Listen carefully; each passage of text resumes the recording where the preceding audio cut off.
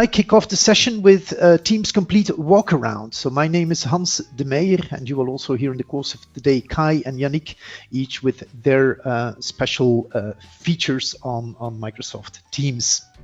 But we kick off with a demo, and so my name is Hans, and one of the things I do is I guide companies in the adoption of Microsoft Teams. Not only companies who are using Teams, but also the project leaders who have to manage the transition to Teams and the adoption to Teams.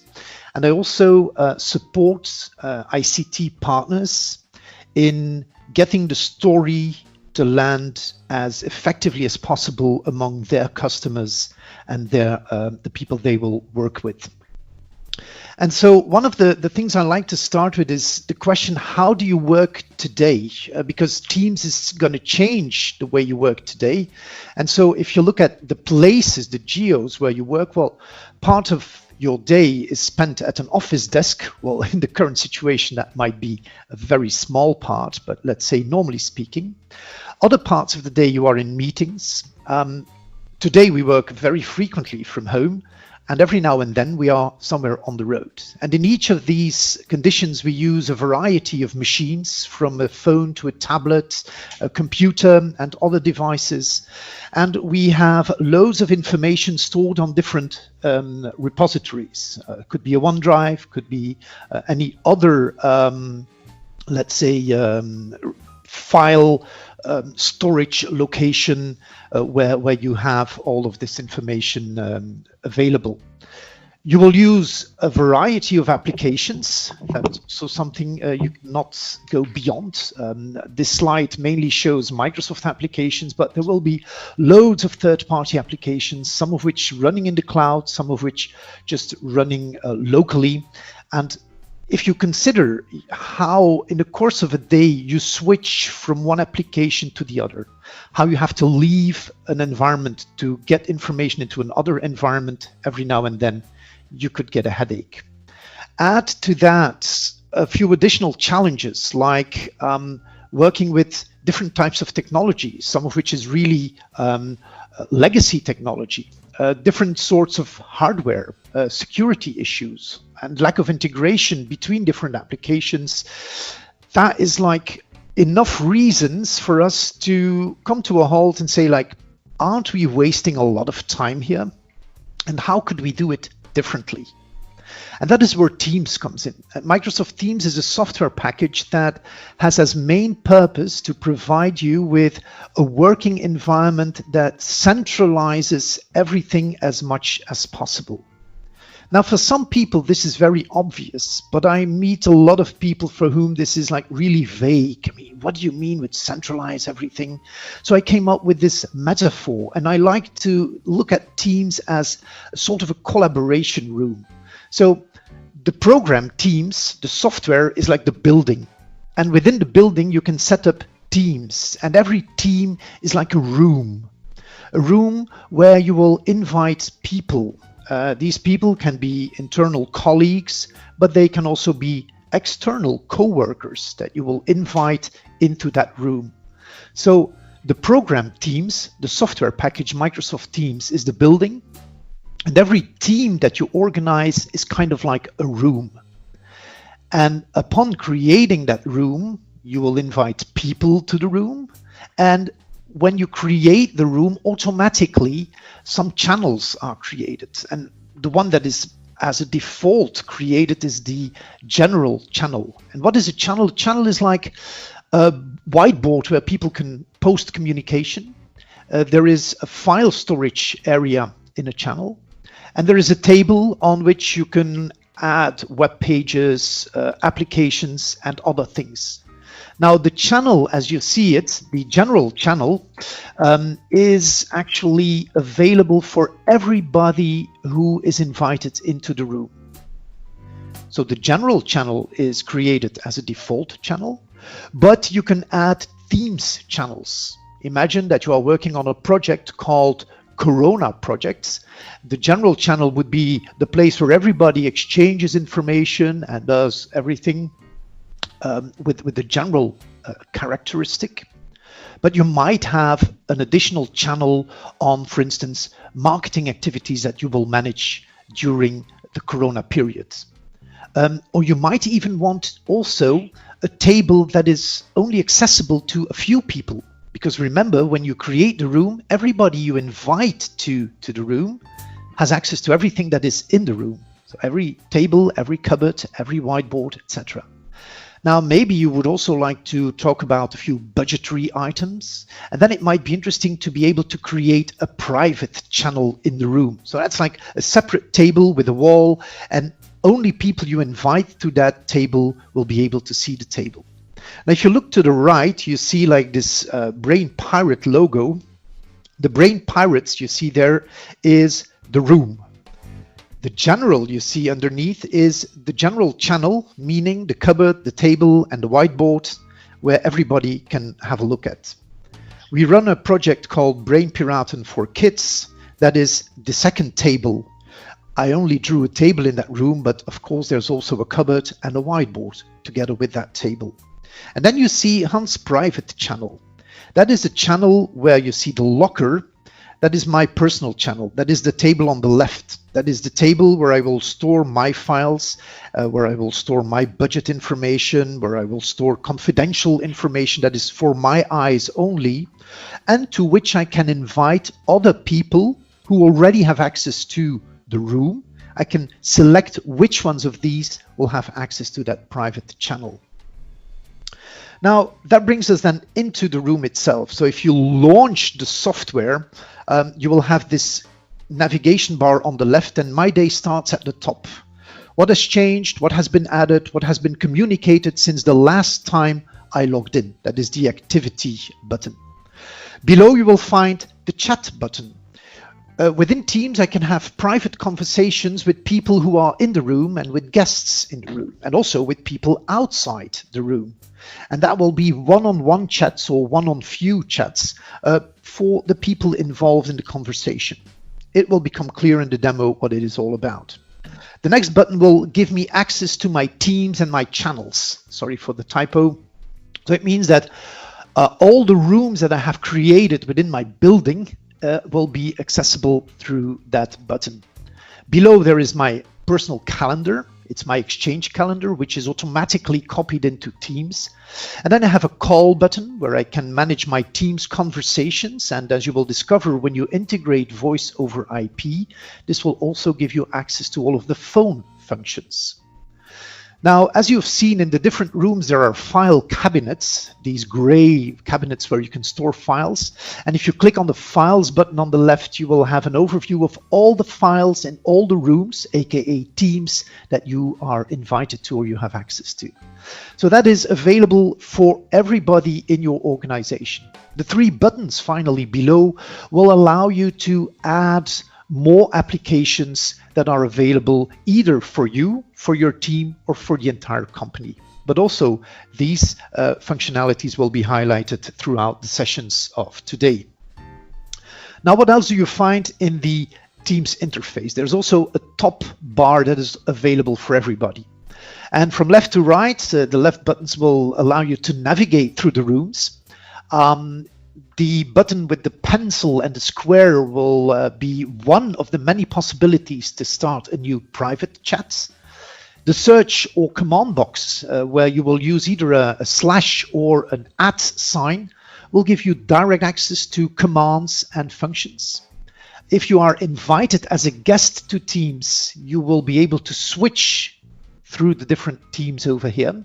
And then I mean external teams, teams in other companies where you are invited as a guest. And the indication over here where you see the number 1 is the notification counter bearing on activities in teams where you have been invited as a guest. And then finally, you will have access to your login information and some personal settings within the Teams environment. So now you know what the building looks like and how you can navigate through the building. Let's now have a look at what happens inside the rooms. So if you open up your Teams and you've started with activities, or you navigate through the different rooms or teams that you have created, well, a few things pop in the eye. On top, you see pinned these are teams, and I'll show you how to do that I use frequently and that I have added as a fixed lemma on top of this window. So I don't always have to search for them. I have immediate access to them. Below you will find an example of a team. So in this case, we build a team around a project called Brain Piraten, but you can build teams around customers, around departments. So how you set up the room actually is something that you decide on, and this is part of what we call the governance. It's part of the planning.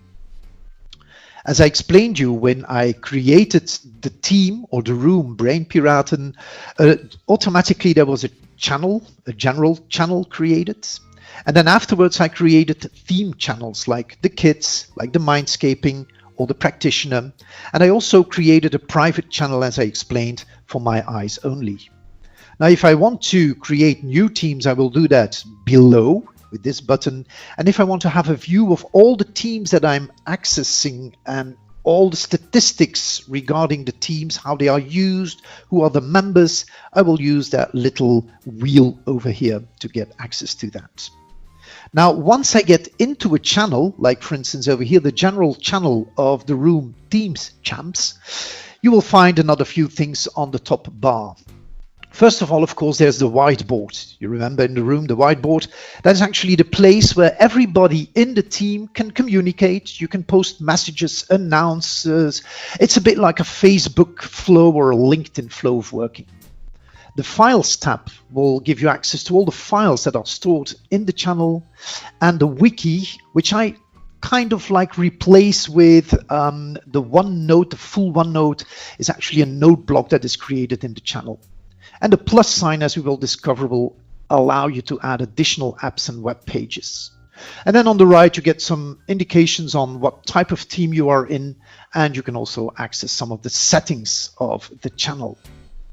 So now that we are more or less familiar, and I know there's a lot of information coming to you in one go, but now that we are more or less familiar with how you can look at teams as a sort of a project room for effective collaboration, and the room is like the team, the tables and the cabinets and the whiteboards are channels, and you can also create private channels.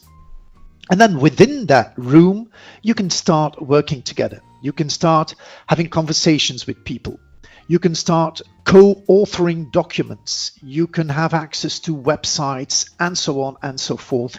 And this is exactly what we are going to have a look at now in a walk around that will highlight a couple of things that we have just seen. But what I would invite you to do is like to bear in mind the metaphor of the room, the meeting room in which you are going to work, which you see over here, right? This is my building, you know, the Microsoft Teams, and I created a number of rooms over here by just below clicking on the join or create a team. So what happens when you create a team? Well, actually, it's very simple. You create a meeting room, and the meeting room can be built from scratch, or you can use an existing template. But let's start from scratch. And here I will go for a private meeting room, a private team. This means that the team will only be visible for people that I invite.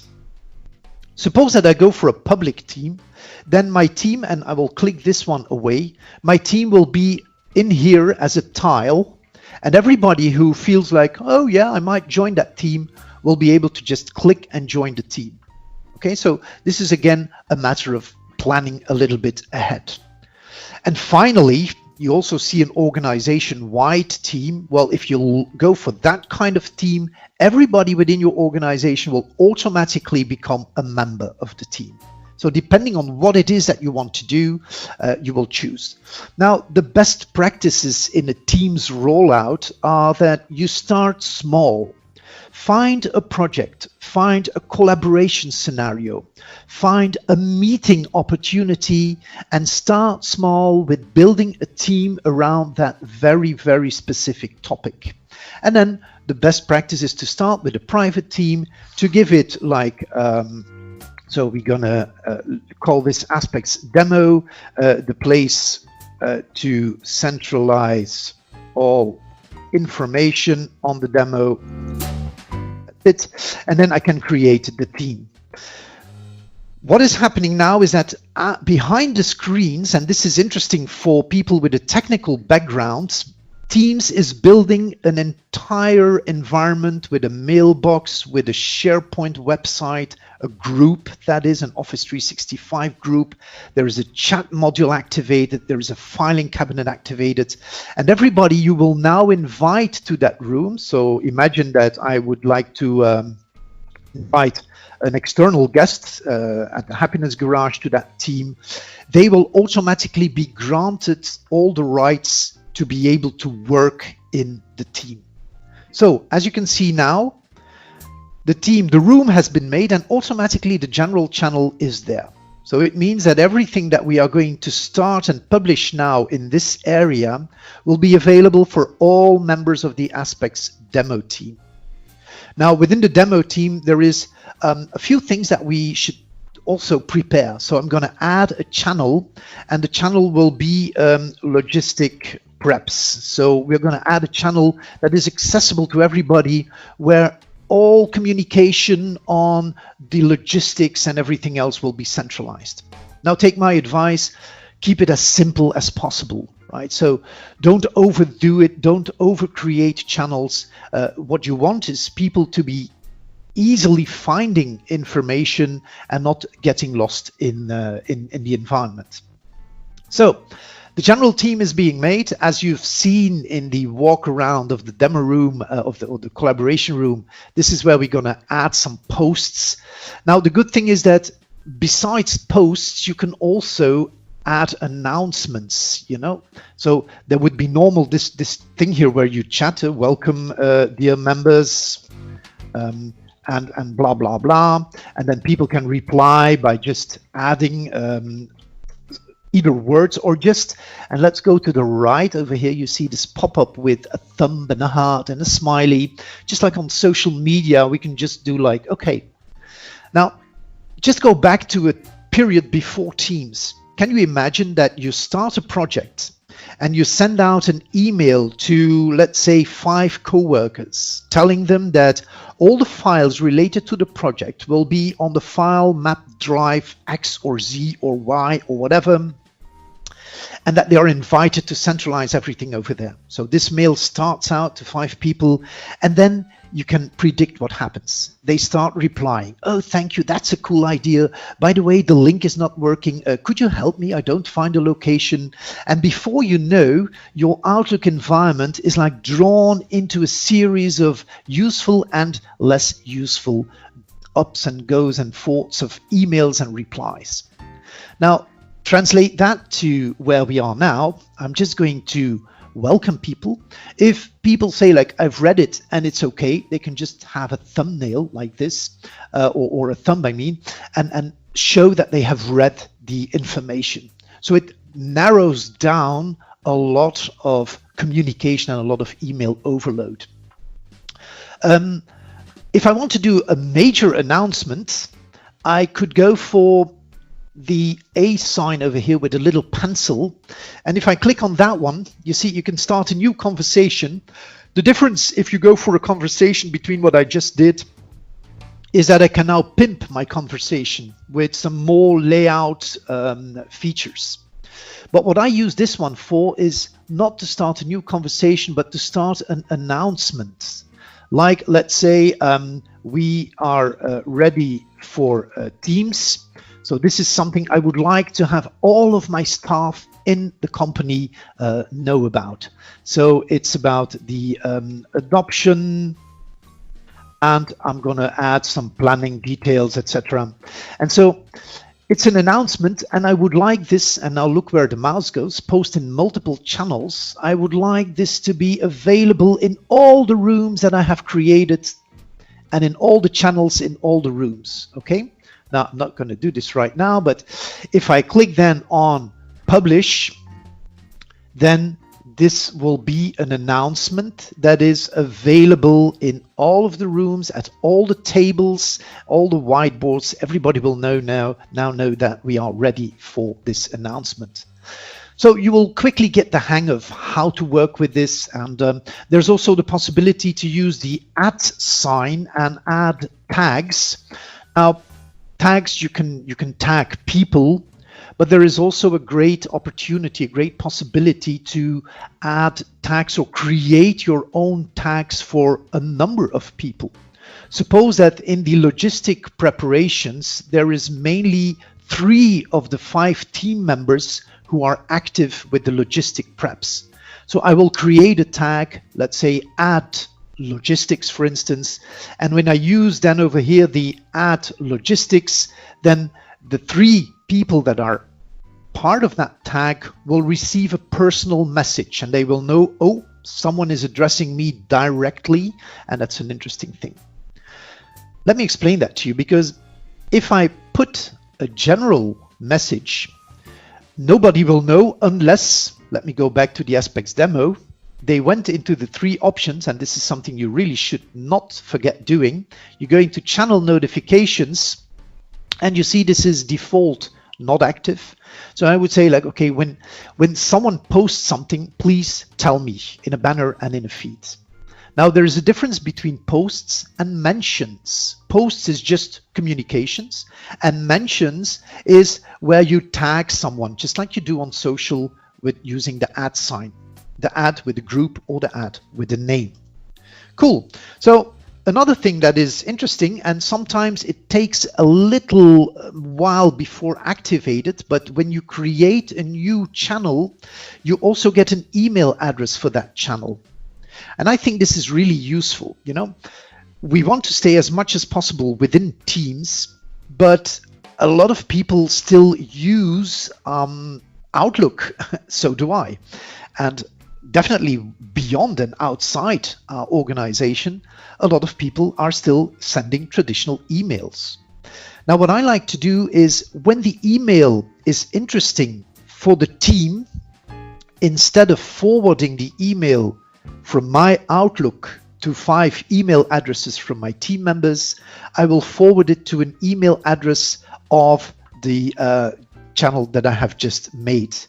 So whenever you made a channel, you see this is active now, and I can now go into Outlook and forward any type of email to this site.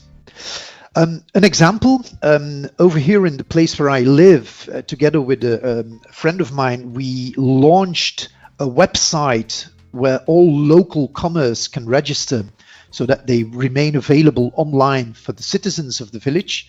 Now, the registration happens through a form, and the form arrives in my email. The results arrive in my email. So I created in the email a link that automatically, when emails come in with this kind of subjects, the email is automatically forwarded to Teams, and it comes in like this in my posts. And now I can actually manage everything out in Teams without having to leave Teams and go into Outlook. So the email address is really something very useful to use. And be aware, if you create a team, it may take 5 minutes to maybe sometimes 1 or 2 hours, depending on your tenant, before you will see get email address available. Okay, so the same for the logistic preps. I also have an email address here.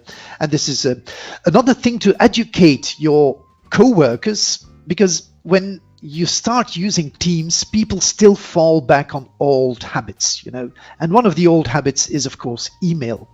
Now, when people send you email, do yourself a favor and answer the mail in Teams. And then you will quickly see that people will start adopting Teams more and leave email for what it is. I sometimes get the question, but Hans, I will still have to switch between email and others. Yes, sometimes you will. But let's say if for instance, in this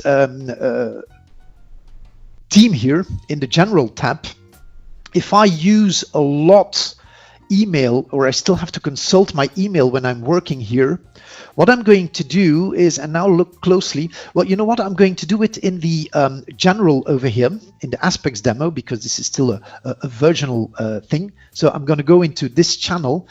Now, I would also like to have access to my email without leaving Teams. So I'm going to tell you there is a third-party option to get an email button over here, but I would not really advise you to use it because it's fairly complicated to get it in there, but it's possible. But the easy way is to just click on the plus sign to add a website, and then just insert, let's say like this is the email that you would like to use, and then you click the link of your email account, your web account.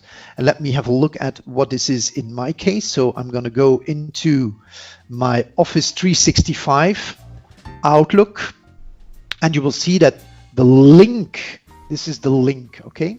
So I'm just going to copy this link. I'm going to go back to Microsoft Teams, and I'm going to paste the link over here, you see, and save it. Now look what happens. The first time, of course, is going to ask you, yeah, Hans, that's cool, but who is it who is logging in here? Because you just want your email over there and not the email of everybody else. So your colleagues, as of now, when they get into the general channel of the Aspects demo, they will be able to log in to their email. And of course, if it's the first time, you will be required to insert your credentials. And as you can see now, without leaving my information or my Teams environment, I can now work in email and consult email and also forward emails and so on and so forth. So it's a cool way to make sure that you don't have to leave Teams throughout the day, and you quickly get the hang of it, right? And while showing you this, I've also shown you a little bit prematurely how you can add things on your table. You remember when I created the Aspects demo room, there was this general channel, meaning there was a cupboard with files, which is in this case empty, of course, because I've just created it. There was the whiteboard, remember, where everybody can post new communications. And what I did now on the table, I put a box where my email comes in. And so I once logged in, so it knows that it's me. So this is the email that is now available. Now on the table, if you watched carefully, if I click on the plus sign, I can add a lot more things on the table, you know. Within that Aspects demo general, we also have like a lot of things to do. So what I'm going to do here is I'm going to add, for instance, a planner. And the planner is a nice little project management tool. So we're going to call this Aspect To-Dos. Since it's a new plan, so we're going to save it. And now within my team, I can now start adding tasks and delegating tasks. So we can organize them into what is called buckets. So this is, for instance, all the copyright for the demos. This is the setup to-dos for the demos, and you can add more buckets. Please don't overdo it. You don't want people to scroll from left to right. This is, for instance, the marketing activities for our demos, etc. And so for the copyright, we need to have the demo scripts up and running. This should be done by the 13th, and we are going to assign this to Hans, who will be available to do that, and the task has been added. For the setup, we also have like the room reservations, for instance. Due date is going to be for the 17th, and the assignment, this is an external party who's doing this, so we're going to assign that to the guest user, and so on and so forth. Now at any moment in time, I can have a look at a chart of the tasks. By clicking on charts over here, I see what is in progress, what has not yet been started, and of course I can look at the schedule and the deadlines, again without leaving Teams. So I started my day, I clicked on activities, I saw everything that has been changed with or without ads and signs that show me, oh, there you were mentioned, and this is a call, this is a post that has been added. And by clicking on these items, I can immediately go to the website or the team and the channel that is available. And once I am in the team, I can start working, like for instance over here in the aspects demo we've just created, and I can now start doing things, communicating with people, and of course maybe add also and centralize the files. Because when we started the aspects demo project, obviously the members of this team had already interesting information about this project. They had demo scripts already, they had probably files that were interesting, and we would like to retrieve them and centralize them within the file cabinet. Now, how can we do that? Well, you could upload them. That is the most easiest way. So you just click on upload, and it will invite you to go into your environment and then say like, okay, what files would you like to upload? And let's see if we go into over here, the Teams Champs General. Let's find one that is not too large. So this is an interesting file. So the first way of doing this is just uploading the files and then start to work within this environment on your files. So you should no longer use the file that was on your disk, but use this one. Now, one of the things that I frequently do when I launch a new team is I click on the synchronize button. Now, what does the synchronize button do? It will create a local copy on your hard disk that is accessible even when you don't have an internet connection. So I've done this. Let's now go back to my File Explorer on the computer. So I'm going to open the Explorer, and what you will see now is that over here there is an Aspects Demo General, you see? So this is like just a folder that is now created, a synchronized folder, and I can now copy items directly in here. So let's say that we have this new PowerPoint presentation that I would like to work on. So this is the Aspects Demo PPTX. I'm doing this now on my computer, and as you will discover, if you go back into Teams, and let me click back to Teams, just do a forced little refresh of the files, and you will see that the presentation is here as well, available for all of my colleagues. Now, of course, if I work locally on this file, I'm going to go back here, I can open this file, change it, and meanwhile, someone else could be working in the file in Teams. That's the whole co-authoring part. Let me show you. Let's say that this one has been posted. I would like to work on this file. I'm just going to click it. And within Teams, you see, I don't have to leave Teams. Within Teams, the presentation is opened, and I can now start working on it. Of course, it's a new one, so there's not yet any slides. So let's click a first slide here and say like, this is the Aspects seminar on Microsoft Teams. Now, suppose that we are a couple of people working on this document. I can now go to the top right. See, you have this conversation button over here. Click on conversation, and I can now start a conversation with my team members on this very document. One of the things that I really find very cool is that this conversation will follow the document. So if I work on this document maybe within a week, I will have the conversation available over here. And it's not just a conversation. If you look down in the screen over here, you can start a meeting. If you say like, we're working on slide 25 and we have been chatting on and forth about what should be in and what should be not in, let's maybe switch to a meeting and then start working as such. Authoring this document can be done with an unlimited number of people at the same time. So if 5 people are working on this document, you will see 5 colors and 5 names on top here.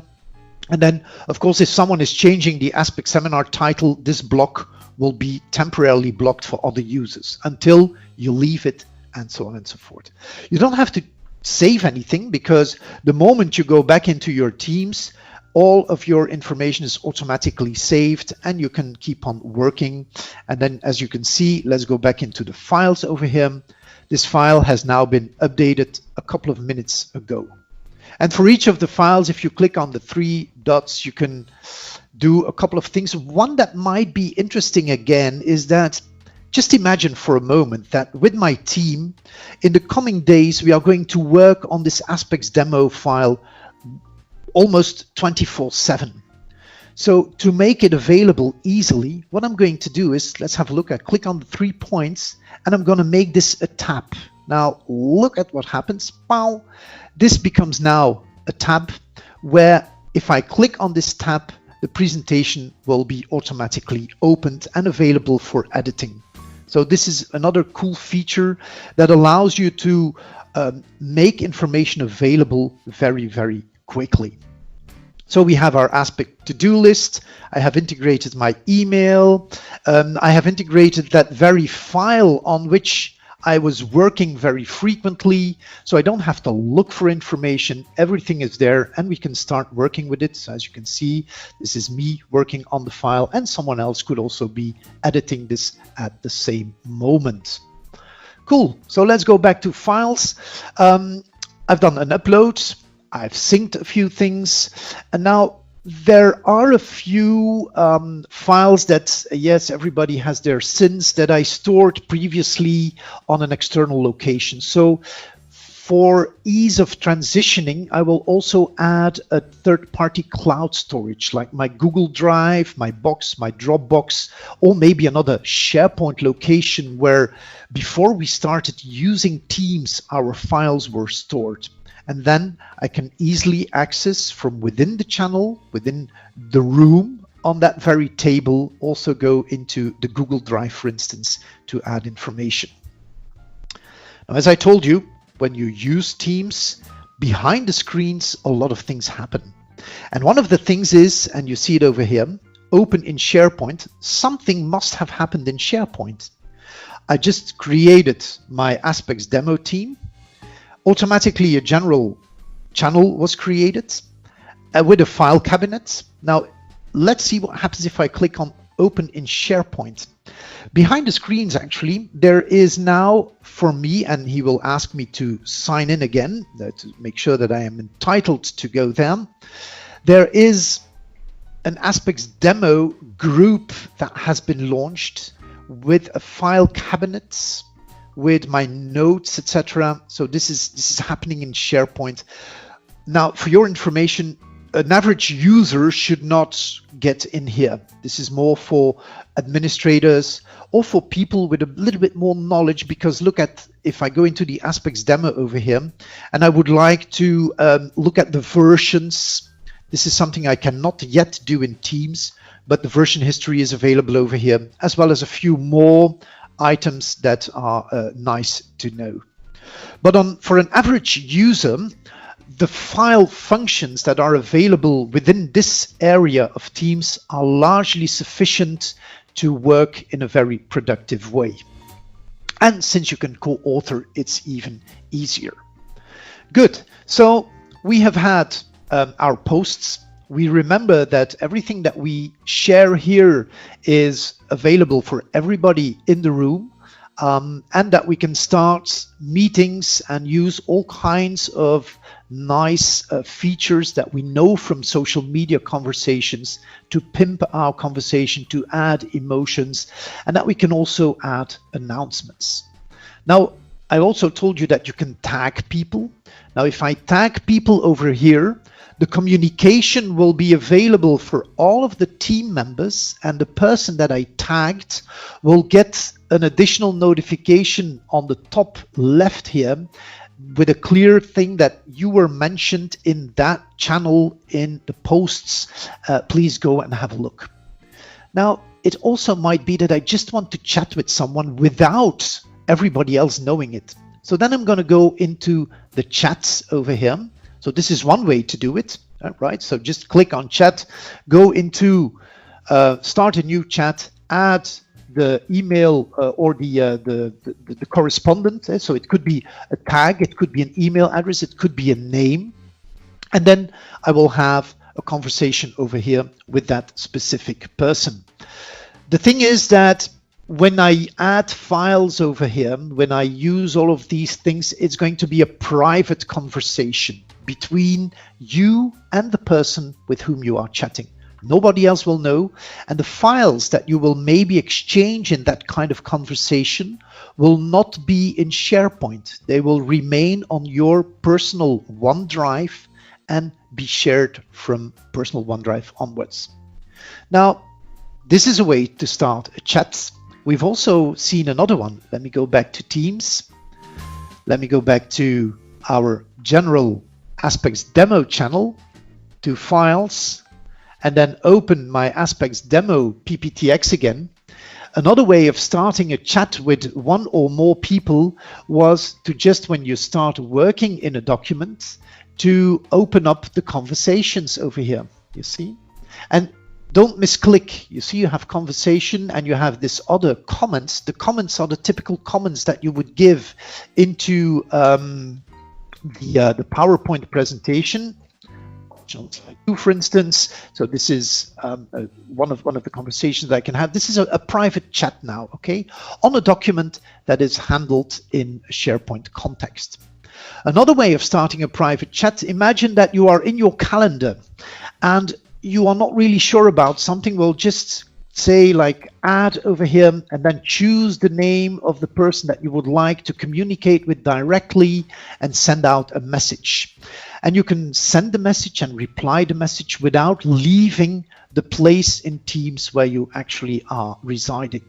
So there's a number of ways that allow you to start conversations in a one-on-one context or a one-to-few context. Obviously, you would also like to meet with people. Now, meetings can be started somewhere, everywhere. You know, imagine that I'm in a team and I say like, Jesus, let's first start the ad hoc meetings, right? I've already shown you with the Aspects demo file that I could start from a chat and then make that evolve into a meeting. I could also, just like in the general post channel at the moment, I would like to call 5 of my coworkers in a meeting. Well, I will just click on this one, meet now, and there is going to be this thing, and it's about the Teams adoption. And I start meet now, and then the meeting is launched. So this is another way of getting ad hoc meetings. But very frequently, you may want to plan a meeting. And meeting plans can be made from your calendar. That is the 4th lemma over here. Now, as you see, these are the meetings that we have planned for today. But there are a number of other possibilities that you can use in the calendar. Now, the good thing about the meetings, and this is a demo environment, so let's have a look at maybe this meeting over here, the marketing meeting, or yeah, maybe. So when you go back into a meeting, so now we're going to go back in history. This is a meeting that I had, and the good thing is that when you organize the meetings in Teams, the chat window, the conversations that you had, all the meeting details, if you took notes, all of your meeting notes, if you use the whiteboard, all of the whiteboard information is always available. Now, this brings me to another interesting idea why meeting with Teams is such a great thing. If I normally set up a meeting, what happens? We have an idea, we need to convoke people, we go in Outlook, we send out a meeting invitation, people accept the invitation, and then again, a series of emails may start and phone calls about, yeah, but and when and how and what do I have to prepare, etc. Now, if I do it in Teams, let's say that on Friday morning at 10 o'clock we want a meeting, I just click over there. It's a sync meeting on Teams, for instance. I will invite, of course, the people that will need to be there. I can use, just as I do it in Outlook, a scheduling assistant to make life easy. And I'm just going to add a few details, maybe stick it to a channel. It's actually in the Aspects Logistic Preparations channel that this meeting will take place, and then add some details about what is going to happen. So I'll send out this invitation, and as of now, I will do my updates in the meeting once it's been totally plugged into my agenda. I can now use that meeting to add information and to keep my staff members updated on the meeting itself. Automatically in a meeting, and while it's preparing, let's click this one and open this one. Automatically there is going to be like a link for people to join the meeting easily. If you want to add files to the meeting, you can add files to them. Let's say that there is a few reports that you should read before you get into the meeting. And if people would like to know upfront about the details, then the chat over here is available to kind of have an exchange of information on what is about to happen. So these are good reasons to use Teams and for planning meetings. A meeting is open to 250 people. So we are using a meeting now as well in this context for this webinar. If you address more than 250 people, you may want to use a live event. Now, just one side note, to use live events, you will need an enterprise license. So an E3 or an E5 license of Office 365. As of the 21st of April, by the way, it will all be renamed into Microsoft 365. We will come back to that later in another webinar. But live events are like broadcasts, are like meetings where you kind of like a radio broadcast or a television broadcast where you can reach up to 10,000 people at the same time. So a slightly different approach, only reserved for e-enterprise licenses. And of course, from your agenda, you can also launch a meeting as you speak, okay? Once you're in a meeting, and let's do one now. So I'm going to have this meeting with Hans de Meyer, and let's say that this is the meeting that we are into, and normally I hope we are not going to be kicked out of the meeting that we are currently watching. Okay, so I'm in a meeting now, and if all goes well, you still hear me and follow me. Within a meeting, I can chat with people. So I have this chat button. So this would be typically for a Q&A that you would manage over here. I have a view of the participants in the meeting. So, and I can invite people. So this is just meet now. So I might want someone in the meeting. So I'm just going to integrate the email address or the tag if it's someone internally. Let me click on the three dots over here. What I can do, this is interesting if you work home and you would like to not show your background. This is like blurring out the background. Now, in one of the most recent updates, I also saw an announcement that Microsoft is planning to provide a few backgrounds that you can choose, like an exotic isle or anything else that you may want to use. So, overview of who is participating, the chat module, the three buttons which allow you to do even more. So blur the meeting, show the meeting notes. As you've seen when I got back to the meeting of last week, one of the tabs was show meeting notes. So if we make notes during a meeting, I could actually retrieve them later on. Turn on live captions. So if I do this, then everything that I'm actually sharing with the people is now transcribed automatically. Now this only works in English. As you can see, all of my words are now almost in real time transcribed by the Teams software behind. So that's a cool feature because sometimes people prefer to read the text. Certainly, if they're not native speakers, it's sometimes interesting to be able to do that. And your setup should also be in English in order to activate this function. Among more actions in a meeting, I think these are the most important ones. Of course, the recording of a meeting is an interesting one. And then we have the share button. In every meeting, you can share, as we are currently doing now, our screen.